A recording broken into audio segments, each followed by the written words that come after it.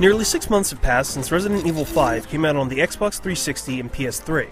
PC fans were initially left out of Chris and Sheva's adventures, but that's about to change. Resident Evil 5 has hit PCs with a few new additions and tweaks.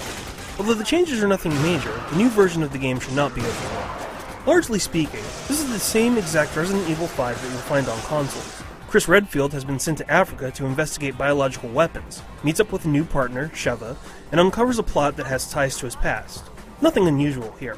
However, the PC version is noticeably sharper thanks to higher resolutions, and it runs pretty well overall. The game supports NVIDIA 3D vision.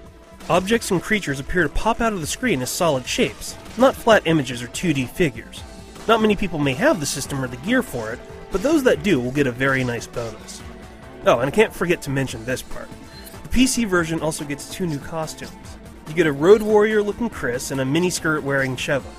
Yeah, only 2 costumes is lame, but you don't have to use them. Gameplay is pretty much the same, except that now the inventory is hot swappable with the 1 through 9 keys. Aiming is a lot more accurate, and the game feels really good with this setup. The only exception to this are the vehicle levels. For some inexplicable reason, the giant reticle becomes this tiny red cross, which disappears into the background. There's absolutely no reason for this. It really doesn't affect gameplay too much, but it really is baffling, especially when you need to be accurate during these sections. The one big new addition is No Mercy to the Mercenaries mode. For those who don't know, Mercenaries involves you killing as many enemies as you can within a time limit, which you can also extend. No Mercy mode adds a ton more enemies to the screen. Essentially, there's 3 enemies for every 1 enemy in the normal Mercenaries mode.